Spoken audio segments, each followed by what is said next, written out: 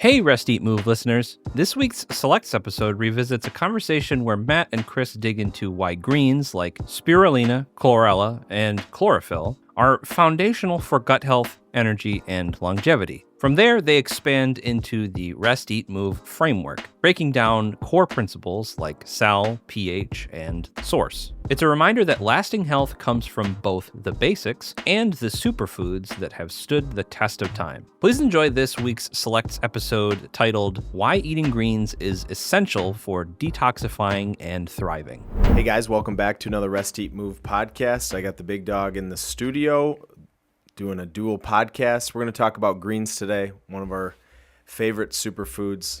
We call these super greens. We're going to talk about all greens: spinach, kale, broccoli, bok choy, collard greens, all greens in the same category. But we obviously like to always come back to these super greens, these superfoods. So buckle up. You're going to learn everything about chlorophyll, everything about greens over the next 30 to 40 minutes. So as we think about greens, the reason for doing this podcast is I think I still see people going down the path, taking a right turn, and then starting to take some action, when if they could go up the mountain, go closer to the source, you start to realize there's a lot of nutrients that get missed when you start to isolate these superfoods or these nutrients, which we've talked about over and over again. And so we're going to talk about energizing, detoxifying, and thriving. That's one of the reasons why we think everyone should add some type of super green to their diet. Let's just start with greens as a category overall. You were talking about calcium and bok choy and collard greens, but talk about what greens are from a food standpoint. Well, greens is the big one. It's detoxifying. It's energy. It's nature's sunshine in a bottle. So it does so many wonderful things. And I look at my own personal diet as I probably am lacking sometimes in salads and greens. So I think the big one is how do you fill in these gaps, which we like to talk about, and what is it and why you need to do it.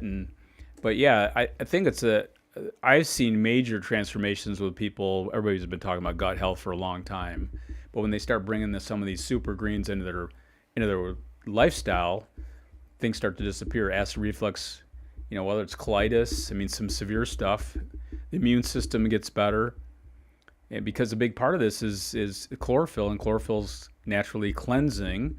So when we try to build the body, we also have to detoxify it and clean it. You've been in this space for a long time. You watch Oprah and different people over the years talk about different diets and trends and things. But for forever, you've heard you got to eat your greens.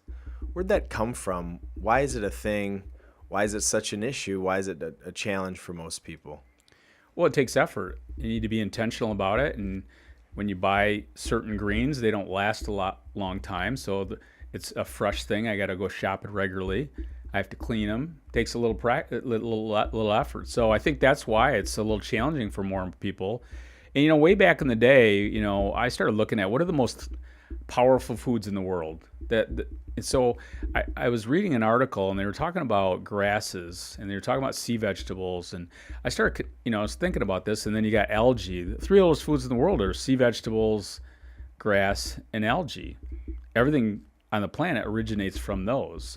Well, if that's the case, why wouldn't we spend more time on those foods that cover lots of ground? So greens have been, again, old beginning of time. Billions of years. Yeah, kings and queens back in the day had algae, and nobody else had it. Aztecs, Yeah, so it was for the Japanese warriors, it was a survival food, so they could live on, some of these things. So that's, again, why we want to get a little more detailed about this podcast, is helping people understand the power of greens. So you said, I think one of the more profound things, the three oldest foods on the planet are sea vegetables, grass, and algae. We talk a lot about grass and algae. We do like sea vegetables. It's a little bit, if algae and wheatgrass aren't hard enough, sea vegetables are another even step further, but extremely potent and powerful and cleansing. Yeah, and again, if you we like I love, Jensen's Chemistry of Man. These are things that were written a long time ago, back in the 30s. Then you got Paul Pitchford's book on healing with whole foods. We love that. When I first started looking at Paul Pitchford's book a long time ago, he's had multiple editions after that. But if you looked, and what I love about his book, it's not about his beliefs or his biases. Just what they do. It's just what it is. So a carrot is this. A potato is this. It talks about yin and yang, all that kind of stuff. But when we got to the greens, we started talking about sea vegetables and wheatgrass and like Spirulina chlorella, which is an algae. There wasn't a paragraph devoted to it. There was multiple pages devoted to it. And that hit me like, here's this, 600-page book. He has multiple pages on each one of these, but that's because they're so powerful and they cross over. Cross over. Yeah. Correct. So for example, spirulina is super high in protein. Chlorella is super detoxifying. Those have a lot of different ranges, right? So let's talk about somebody trying to repair and rejuvenate the protein, and then you got somebody that has toxicity trying to detoxify. If you can do those things with one food at the same time, you got, like you said, sunlight in a bottle. So a couple things as we start. Greens. All greens contain chlorophyll. Just a little bit of a science there. Chlorophyll is the green pigment in a plant that absorbs the sunlight and creates its own food. It's one of the most amazing things, and everyone learns it in school. Applying it to human nutrition and all that stuff is maybe not the connection, but we've heard about photosynthesis. But I always like to think, and I've heard this many times, Dr. Bland talked about this too, is chlorophyll is kind of like plant's blood. So it's very similar to our blood. And so when we consume chlorophyll, it gives us some of those same benefits that we need to make our blood healthier. And then the other thing is greens in a plant are the plant's immune system. And so when we consume greens, it boosts our immune system. These are easy ways to remember it. Yet, again, like I said, many people have heard and are going to be told that we need to continue to eat our greens because we don't eat enough greens. You said one of the reasons is effort. I think it's taste. It's not sure what to do, not sure why I should do it. Get busy. Most food products that are going to be in a box or a package are going to not have greens because they don't last very long. Yeah, they don't taste very good. You think about like your kids, our grandkids. Like we had dinner yesterday. They're not. I mean, when you make a chocolate chip cookie, Teta made a chocolate chip cookies for them. But if you said, "Hey, here's this green salad," Yeah. that's not the same energy for that. We get it. So it's it's effort. But you have to kind of like, okay, Papa, Yeah, I got to eat my spinach. There's certain right? greens they won't even try. Right. It's just that kids won't even try it. They won't for even whatever try it. It must be in the DNA of evolution. Yeah. Here's a pea. Here's a green bean. Not going to eat it. Like Ez likes broccoli, Karis likes peas. Like it's. Yeah. But so the takeaway is we need these greens for energizing, detoxifying, thriving. Can you survive without greens? You can survive without greens. Can you thrive without greens? We don't believe you can. And that's why we're having a whole podcast. Yeah, because how can you have, want to have this naturally cleansing of the human body. There are lots of ways to cleanse, but chlorophyll or greens is one of the greatest. And then we'll ways to talk about cleanse. supplementation. So when people start going down the route of I need to take B vitamins or I need to take peptides or I need to do this, when you look at greens, again, the 3 oldest foods on the planet, they contain these same properties that we're trying to isolate in some type of supplement down the road, including gut health with the pre and probiotics. So that's kind of the first step today. But one of the biggest ahas is chlorophyll naturally kills bad bacteria. That's one of its properties. And the foods that have more chlorophyll are going to be more detoxifying in that way. Talk to us about when you started to really educate people about nutrition. It started with probably more of upgrading, eating clean, but then you start to bring these superfoods, these 3 oldest foods on the planet, into someone's diet. What did you start seeing? Was it gut health? Was it skin? Was it digestion? Well, the first thing I started always looking at is, the two basic things is what nutrients are you missing and what are you not absorbing? And so many people, they're not aware of it. We're all not aware of it sometimes, but how is the bowels working? And that's the bowel, the urine, the lungs, the lymph, the skin. That's how the body cleanses itself. And today, we have all these digestive health issues. When you start putting some of these greens intentionally in people's body, they start coming back and going, gosh, I'm having a regular bowel movement for the first time. It looks like it should look. I'm having, everything about I don't have the bloating like I used to have, and I don't have this. I have better energy. I have, I don't have the acid reflux. It starts to happen almost instantly, and that's what they go. That's the feedback you get. Of course, that's what's making the gut healthy again. So that's what I've seen, in the last, many years. But now more and more people are aware, like, okay, I have acid reflux. What can I do? Well, this is where we got to get an apple. You got to do a lemon, but we got to get the greens in your gut. Yeah, I like in your presentation when you talk about, you can go in the science. We talk about the cell, the pH. So let's talk about two of those principles, and we'll get to the third principle, which we've kind of covered. But let's talk about the cell. You like to say that greens, chlorophyll, these super dense, nutrient dense greens. Let's talk about the wheatgrass and the Spirulina chlorella specifically. It's kind of like scrubbing bubbles of the inside of that cell. And you hear all these buzzwords right now, mitochondria function and cell health, which you've been talking about for 40 plus years. Long time. Yeah. But now it's kind of trending and people are kind of pulling and extracting these things out.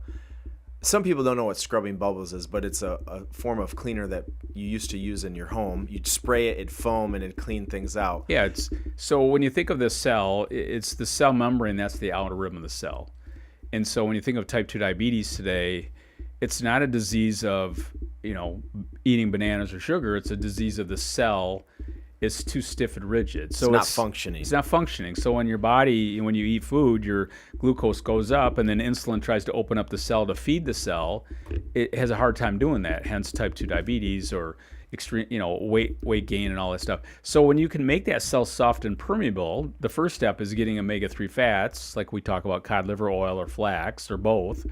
But then how do you make that cell, let's just say it's already really rigid. How do you make it even? Well, there comes the greens, and the greens help clean the outer rim of the cell.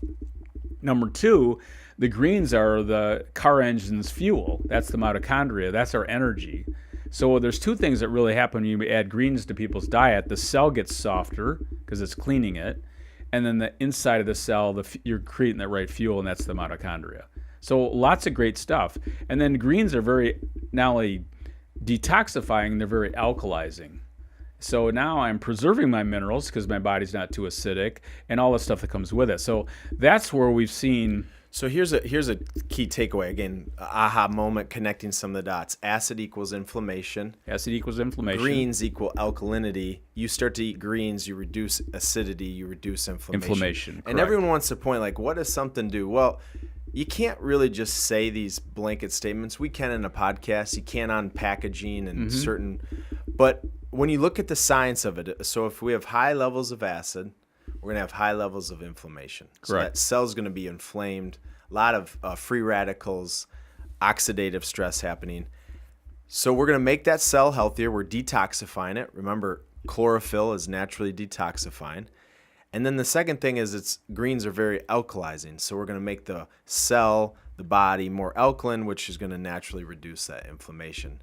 And the third principle we teach is the source, which we've already said is the three oldest foods. So out of anything, the super greens, it is a nutrient that you're not going to see on a label, but I'd say it's a food most people are missing to help them with those three categories of energizing that cell, detoxifying the body and the cell, and then helping us thrive mentally and physically. Because think about this, if you have poor digestion, you're going to have poor mental health or function because your gut connects to your brain.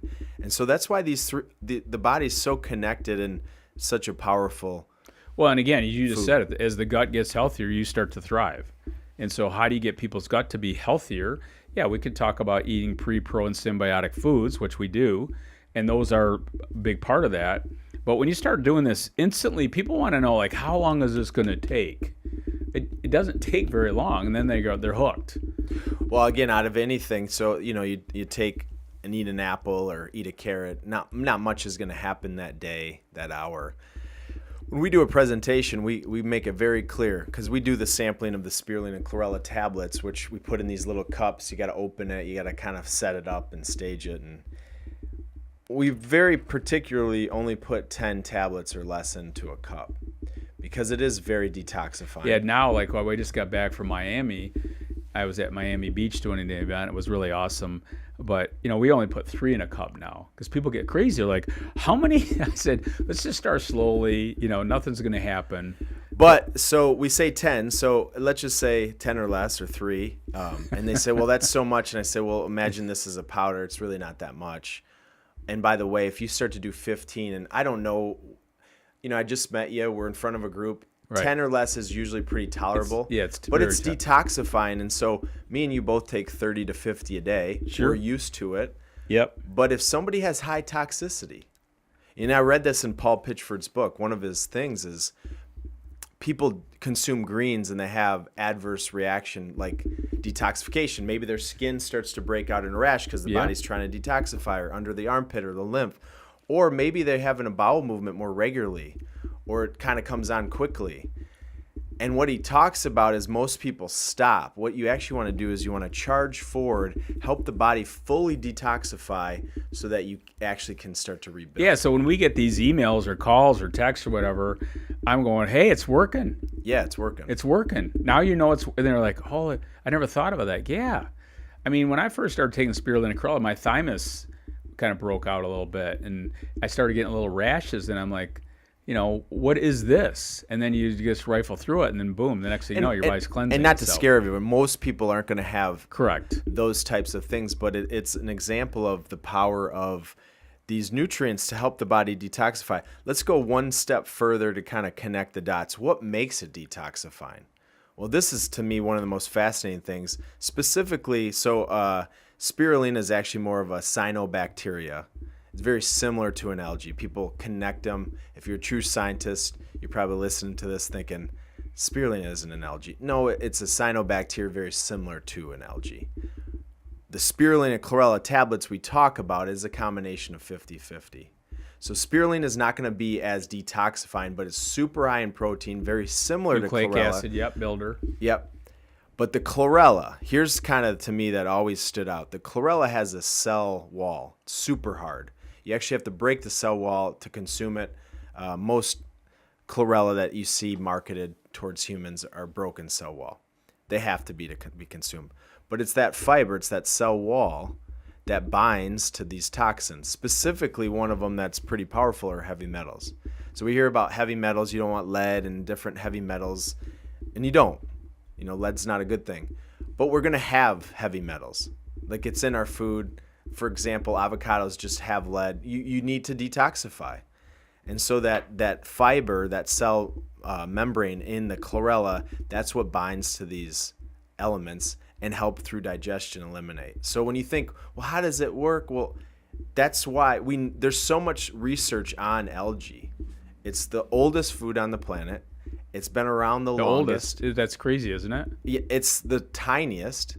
So you think about the structure of algae, it's super tiny, and this is how it works inside the body.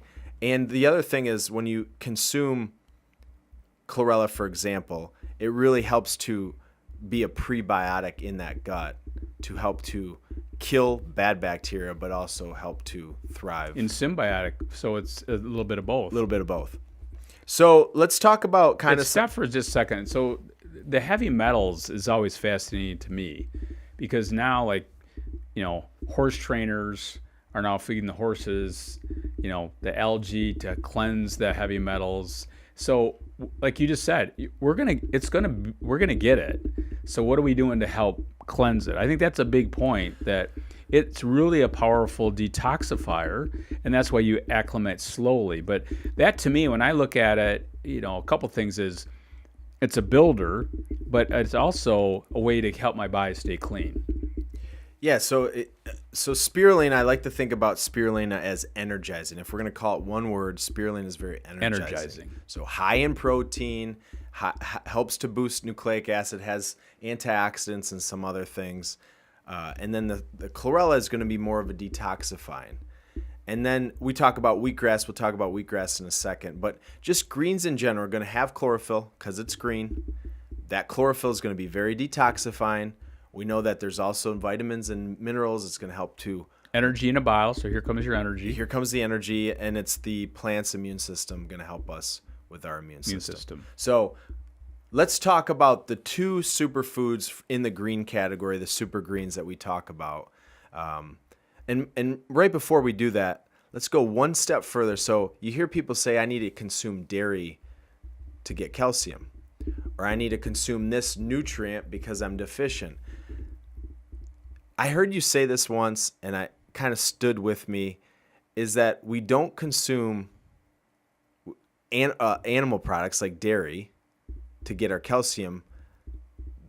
The cows need to eat greens to get the calcium, and if we eat greens, we can get calcium. So that's one of the missing things that people don't realize is the most efficient way to get calcium is greens. Well, it's interesting, way back in the day I was reading about how you raise chickens, and when you give the chickens the right nutrients to eat, they're eating the seeds and all the stuff they're supposed to be eating ideally, then the yolks of the chicken are much more vibrant, more nutrient value, but the egg shell becomes super hard, which is the calcium. So it hit me like, wow, the chicken farmers know how to make the shells, and now if you're going to have a healthy egg, is it hard to break? If it's hard to break, then it's going to be healthier. So it's no different in human beings. Like, what's the thing that makes the shell hard for us, which is our bones? It's greens. So when we eat the highest, and again, it's not about the calcium by itself, it's the absorption of the calcium. So the highest absorption of any greens for calcium is bok choy. And then you got spinach, kale. It's not dairy.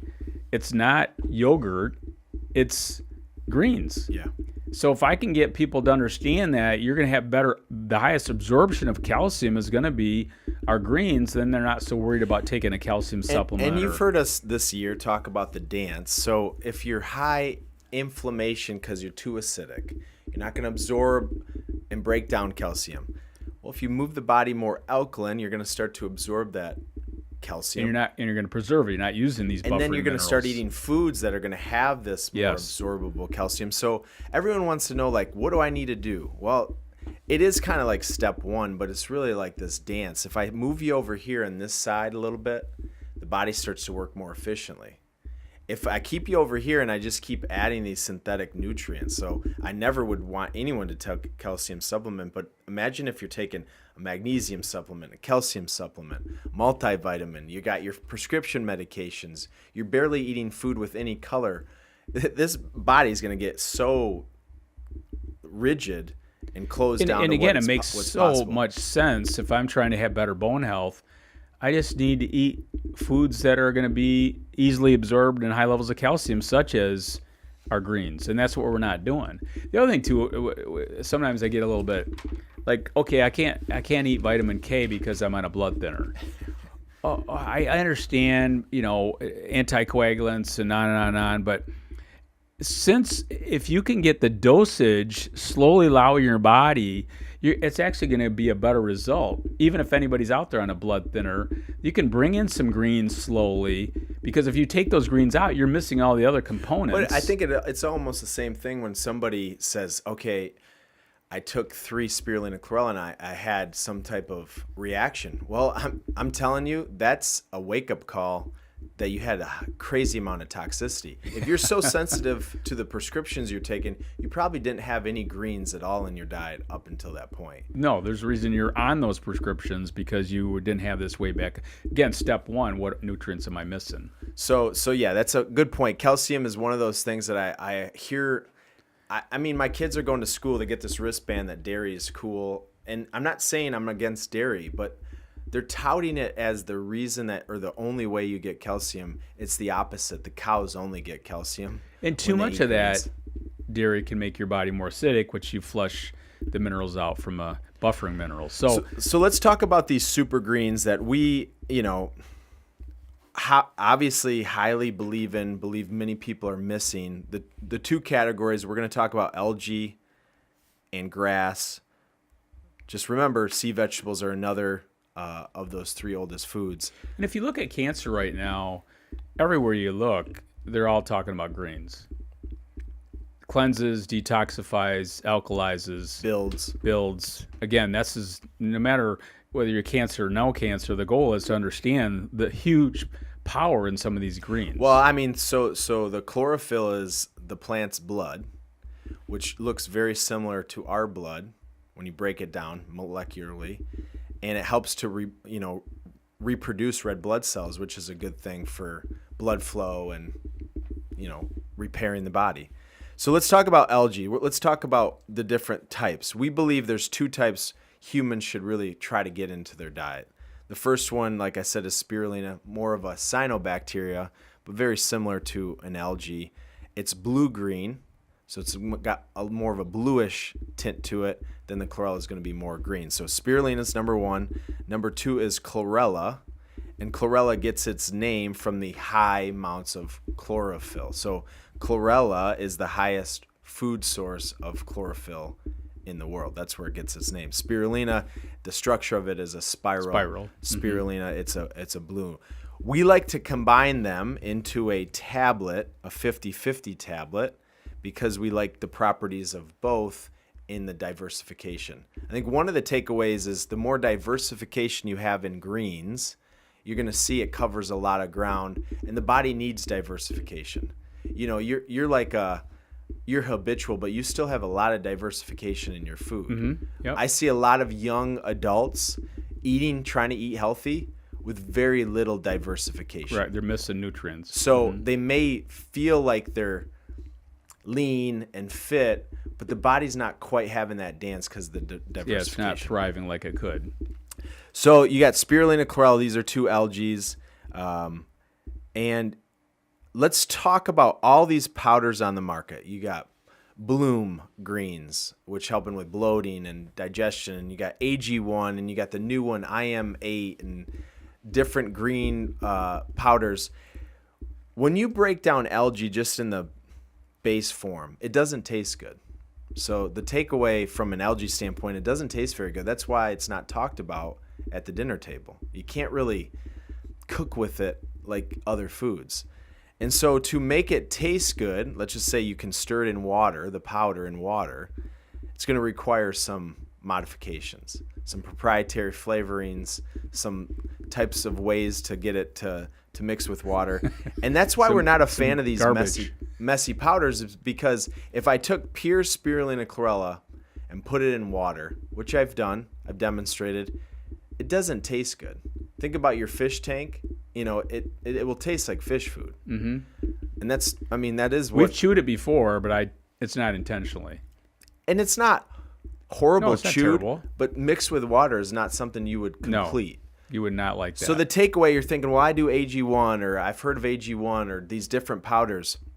If your powder tastes like kiwi strawberry or has no taste, they've done something to it, and that's one of the things you want to stay away from. Number two is if you can dry it into a tablet, it's going to be much easier to consume throughout the day. So you need to take a scoop of it and put it in a smoothie or water, mix it up. So we've created a little bit more sustainability in that habit.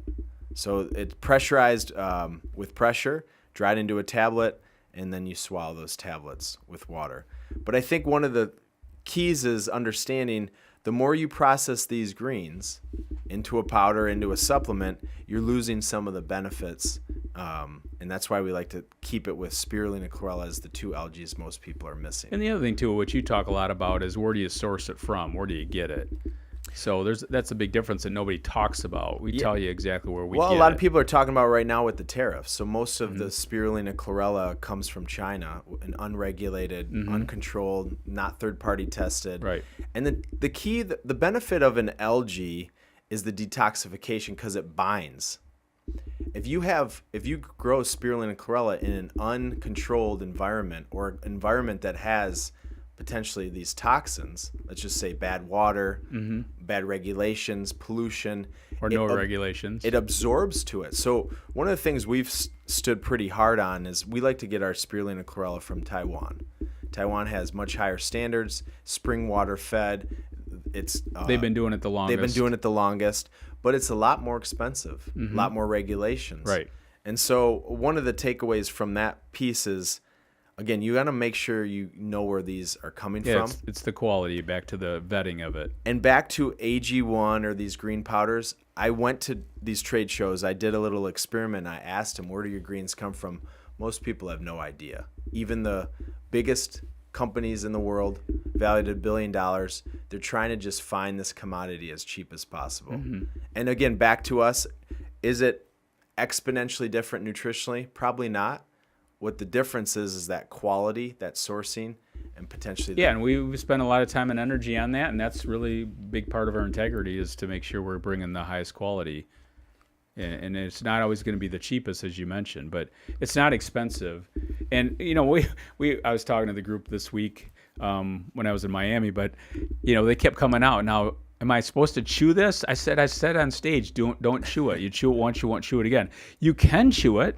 The grandkids chew it, but we don't recommend it. Only time I ever chew is when I'm starting to take it and I don't have any water to wash it down with. So you can chew it, or you're about to choke because you threw it back and you didn't have enough water.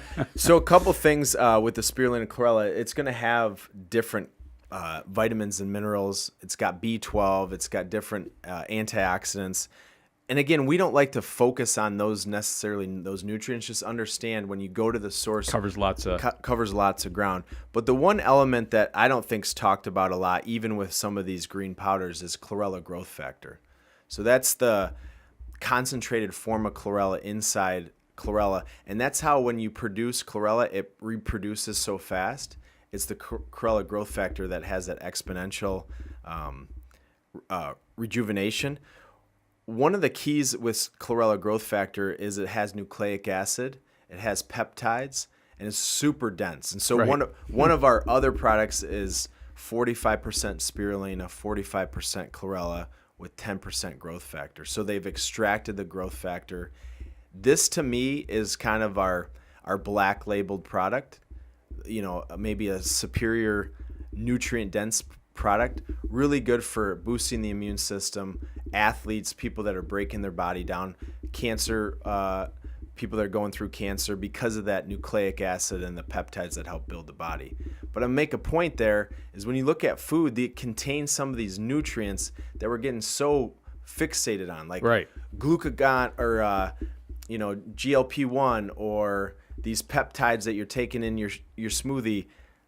The oldest foods on the planet already contain these. They already things. have them. Yes. So that's the other algae product that we promote. I know that some people are asking me, what about this? I go, wait a minute. There it is. It's called nucleic acid. So yeah, that's a good point. So it helps, it helps with the RNA and DNA and helps those cells rejuvenate. So algae to me is the super green. It's very inexpensive, super nutrient dense. And as you know, this is the one we always try to get people to start with because it's easy and it's not expensive. Yeah, tomorrow you could start this. You open the bag, you take 10 tablets, and away you go. Yeah, and then you slowly acclimate up to it, and then ideally for most adults, you're taking 20 to 30. I mean, when sometimes I'm on the road, I'm not taking wheatgrass. I'm taking 50 to 100 of those babies. Yeah, so we're going to get to wheatgrass in a second. I'll make one last point. If you could consume spirulina chlorella in its raw form, so when you grow it, think about this film. You take the film out. You have to dry the film. They call it the cake. That would be the best. It doesn't last long. It doesn't taste very good. And so our opinion is we try to get as close to the source as possible in something you can sustain. You can't sustain eating the cake unless you're producing your own spirulina chlorella. So we believe the powder is the best, but we like to dry it into a tablet. To go back in time just for a second. How long has spirulina chlorella or this algae been on the billions of years? And how long as human beings have we been taking it? I mean, it's one of the most studied foods. It's just not the most studied supplement. So here's some. I gave or you in that. The United States. Yeah, sure. Different societies been doing it forever. So we come to the Western world and we kind of, you can't really grow. But way back in the day, it was only given to the kings and the queens. kings and the queens. And then you got to ask, well, why did the kings and queens get it? Because it was very expensive to produce, back then because of the cake and all the stuff you're talking about. Yeah, and the U.S. doesn't really have the climate to produce spirulina chlorella, so Right. Hawaii does a little bit of it. But Right. the leader in the world, just like fish oil, the leader in the world has been Norway, has been the Asian communities. Taiwan is one of the front runners and has been doing it the longest. But it's been around forever. In the Japanese warriors way back in the day, that was their survival food. That was their rations. And you're like, it's the only food that you can live on for maybe over a year because it does have, EPA, DHA. It's got protein. It's got protein. Sugar. Right. Yeah. So it's got all those. Not only those omega-3, omega-6 fats, but it's also got the nucleic acid, the protein. So that's why it's a survival food. So you got to ask the question. So why is it a survival NASA took food? spirulina to space. They've studied it. So it's one of the most studied foods. I gave you this book, and I think it's a fascinating book. The book is about greens, so like algae. I forget what the title is, something like pond scum or something. Oil, gasoline, is algae that has been in the earth for millions of years that then produces it. I know, it's fascinating. So algae is the source of life. Gasoline. Gasoline. Now, I'm not saying that gasoline's something a superfood, but my point is it's a very powerful food. It's a very studied food. The challenge is from a food system, you're not going to just eat this. This is something that's filling the gaps. So I'll make that point. Mm-hmm. We're not promoting this as supplementing your protein. No. Or filling in all just your filling foods. some gaps in. It's filling in those gaps. It's very inexpensive. So let's go to one of our favorite superfoods, which is frozen wheatgrass juice. And I would say spirulina chlorella is unbelievable. Frozen wheatgrass juice is, to me, one of the superfoods that I feel is the most powerful that we have. The reason they're different. They're both beneficial. They're just different. Yeah, they're different. I think of algae as detoxifying and building. I look at wheatgrass as really giving us these minerals that we're gonna all have gaps on. Over 90 minerals in the wheatgrass. But let's talk about the frozen wheatgrass juice. And the first key is it's frozen wheatgrass juice. So it's not the powder. It's not the pill. And the reason why you can do frozen wheatgrass juice and you can't really do frozen algae juice is the taste. And number one, the algae doesn't really create that juice like a grass does. So this is a much more live food. That's why it's frozen. It's unpasteurized, outdoor grown. And one of the keys that we discovered early on is wheatgrass has been promoted forever. It's a superfood. But most of the time when you go to a juice bar, it's going to be grown in a hydroponic environment. A little flat. Which doesn't have the vitamins and minerals in the soil. It's not going to have the chlorophyll activity from the sunlight over the period of time. And so it takes about 7 days to grow hydroponic grown wheatgrass. It takes about 6 months to grow outdoor. I think what grown. you just said, too, is the time factor. It takes time for these minerals and everything else. So you can buy chlorophyll or you can buy the flats 7 to 10 days, but it doesn't have the time to get all those. Well, my father-in-law minerals. was telling me about trees, and it's a side story, but I didn't realize this. When you think about hard trees versus soft trees, so why are pine wood cheaper? Because it grows quickly. The hardwoods grow slowly. So when you think about food, in the case of wheatgrass, what do you think is going to be healthier for you? A 7-day grown food or a 6-month grown food outside with soil? Now, the challenge is it's not easy. So we look around here in Michigan, tons of wheat farms. But most of those are going to be used for grain, so wheat, grain, which are then going to be converted into flour, some type of derivative down the road. Right. Wheatgrass juice, you have a very short window, about 14 days. So the grass grows. It's grown right now. We're in April.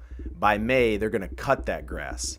But if you waited till June, that grass is no longer cuttable for wheatgrass juice. So the grass grows, like your grass in your yard. A blade of grass grows. You have to cut that grass while it's green. Once it starts to turn yellow and brown and it starts to joint and turn into a grain, it's not what we're talking about today. So one of the myths is that wheatgrass has gluten. Gluten doesn't show up to the party until it turns into a grain. So we're talking about a very short window, a very long process. You have to cut the grass, you have to juice the grass, you got to freeze the grass within less than and that's why you again educated me. I did like hello, but if you waited, the grass is going to slowly. We do this in our yards. So in the month of August in Michigan, the grass is starting to turn a little more yellow and brown. Doesn't grow as fast. But in the springtime, you cut it, and 2 days later, you got to cut it again. It's bright green. That's when they harvest it. Again, back to that chlorophyll. So wheatgrass is high in chlorophyll. It's got the greens. You can't consume the fiber of grass. Only cows, I believe, can consume grass. So the properties are in the juice. And to me, it's one of the most amazing foods because if you grow it unpasteurized, it's a probiotic, prebiotic, symbiotic. It's a live food. Well, it's illegal to buy unpasteurized juice in the store. And so we found this farm up in Canada. They've been doing it since the 70s. And when you ship unpasteurized right to the door, that's how you get away with buying unpasteurized juice. So it's not just any wheatgrass. It's not just any wheatgrass juice. And it's frozen. So we have 12 lockers in the United States today, something like that? 7 lockers. So they come to these lockers, and that's why you get it so quickly. But it comes to your house frozen. Yeah, so it has to stay frozen to keep the properties. And what you'll find is once you start to, and I'm going quickly, but you take these cubes, and they're frozen into ice cubes. You melt them into water. If you just left it out on the counter, within minutes it's going to start to turn brown. It starts changing color. Yes. Yeah, and that's what's showing you the power of it. It's oxidizing again, so the algae, we've dried it lasts a lot longer. It's got amazing benefits. One of the benefits of wheatgrass juice is that antioxidant, immune system, alkalizing properties that you can actually see happen right in front of you. So that it breaks down, it oxidizes. That's showing you how powerful a food is. I've had a couple ice cubes I've had in my car, and I forgot about them, and I come out to drink them, and now they're brown. It hasn't even been like an hour. Yeah. They're already turning brown. So think about that again. Wheatgrass, spirulina, chlorella, similar properties. We do have wheatgrass tablets. I'm not a huge fan of them. That's for people that's trying to get their toe in the water. Yeah, your toe in the water and you're traveling maybe. Wheatgrass tablets are not juiced. They're ground. They're fine ground. So it's more of a mineral supplement versus what we're talking about with the wheatgrass. This is really a immune system, autoimmune issue system, alkalizing. It's a live pre and probiotic. It's a whole different ballgame. The other thing too, I'll tell my clients to say, I had a young guy, 27 years old, and he had all these. He hasn't had a regular bowel movement in 7 years. He's been to all the doctors, and they got him all in all this stuff. I said, let's just get your garden clean. So we had to start doing wheatgrass, and the next thing you know, and spirulina, chlorella, and the cod liver oil. We're doing the big three, and next thing you know, 6 weeks go by, and he goes, "This is unbelievable. I'm having normal bowel movement in 7, 8 years," and now he's completely hooked. And I always tell my clients, take the challenge. Take the challenge for 60 days of the wheatgrass, spirulina, chlorella, and cod liver oil, and then we'll talk about your gut. And then we're doing some lemon in the water and eating some apples and some real food. Oats or cacao nibs or whatever, and they come back, and then every time it's the same thing. So when I tell people all the time, if you're serious about getting your gut cleaned up, and that could lead to rheumatoid arthritis, that could lead to neuropathy, you name it, it's all going to get better.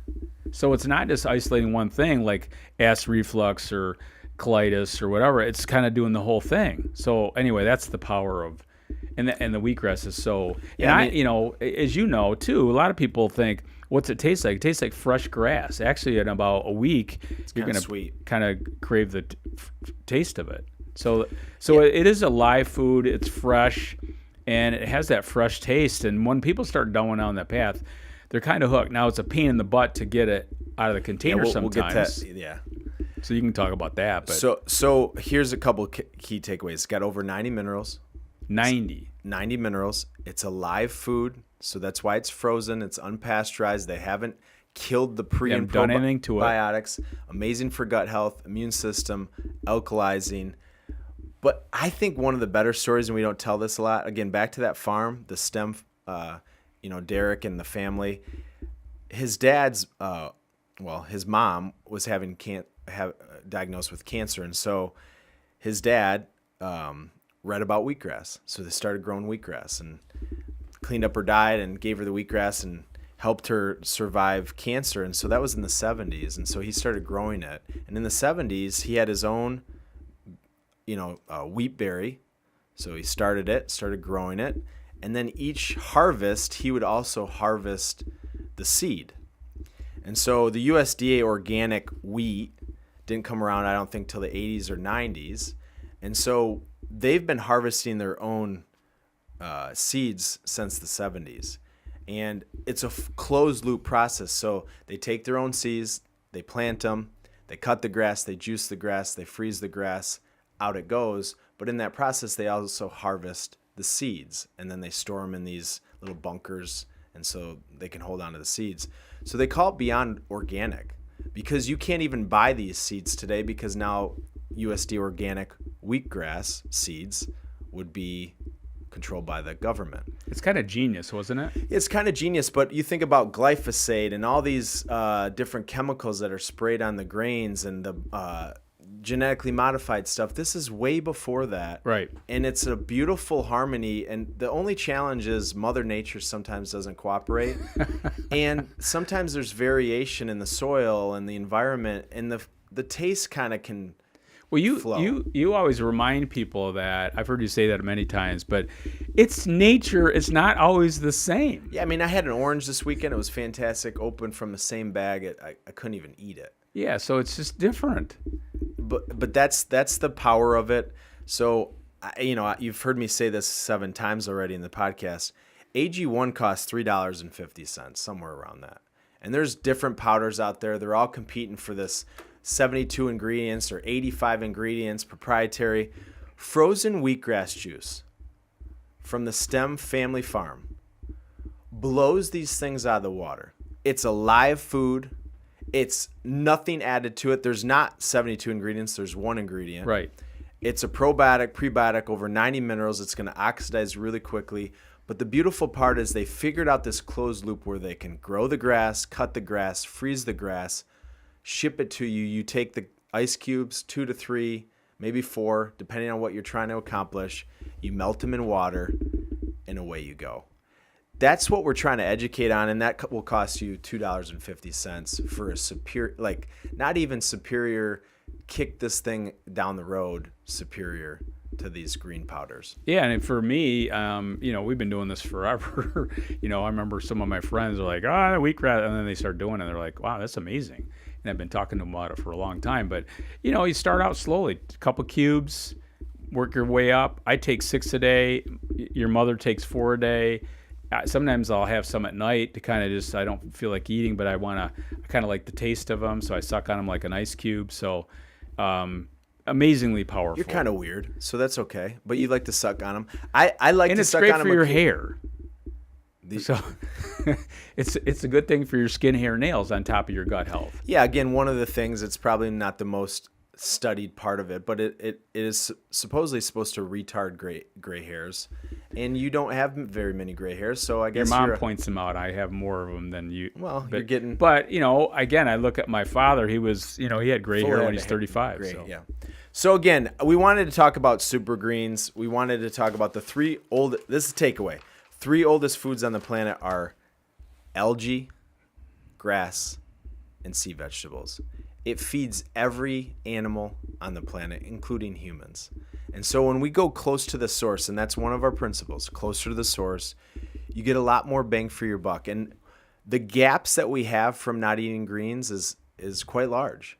And so when you can think about, I got to eat more spinach and lettuce and salad, and bok choy has calcium. And again, maybe you're not ready for bok choy, but we like to talk about these super greens, Spirulina chlorella tablets, frozen wheatgrass juice. These are 2 simple superfoods that fill a lot of those gaps. Any other takeaways as we wrap this up on the greens? I think the easiest, put the toe in the water for many people, they start out with spirulina chlorella. Yeah.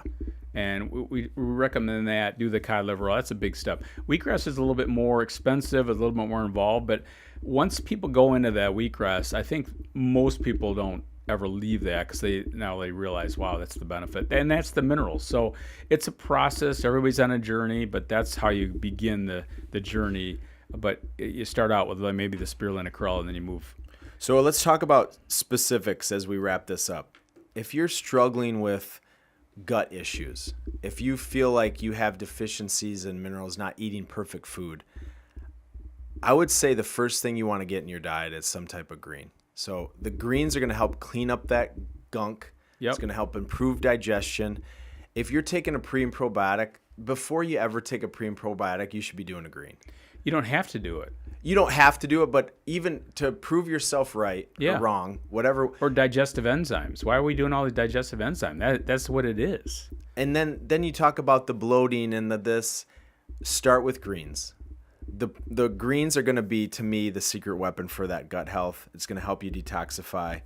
And again, I think the biggest takeaway is we're trying to energize the body. At the same time, we also can detoxify the body. We all need to detoxify daily. Yep. Don't wait for your 72-hour fast or at the end of the year. You're detoxifying daily. And this is going to set us up to thriving. You have good gut health, you got good brain health. You got good brain health, you're going to have good gut health. And what you eat is really what leads to that synergy inside the body. And I think the other thing, too, to everybody know, people have questions about this. Abby's incredible. You can reach out to you or me.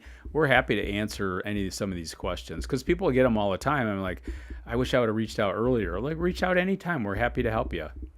Yeah, so these are very simple. And the takeaway that we just said is they've been around for billions of years. And so let's make things a little simpler. Doesn't mean it's easy. Spirulina chlorella, frozen wheatgrass juice. It's not necessarily easy to find and do, but it's simple. It's been around for billions of years.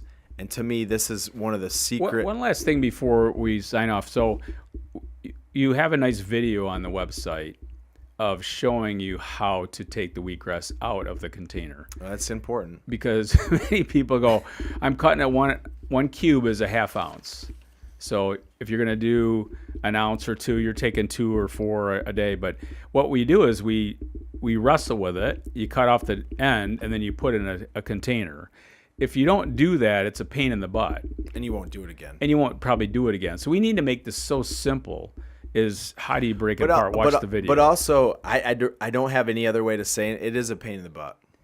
It's just it can be easier. It's a little effort. It requires a little bit of effort. It's frozen. You got to get it. And I've been explaining it to people. But the effort is worth the results. Absolutely. So if we made it super easy, you may think it's subtle, but you'd lose some of the exponential benefit. And that's why we're trying to explain it on a podcast today. The frozen wheatgrass is live food. And the only way to make it a live food is if you freeze it.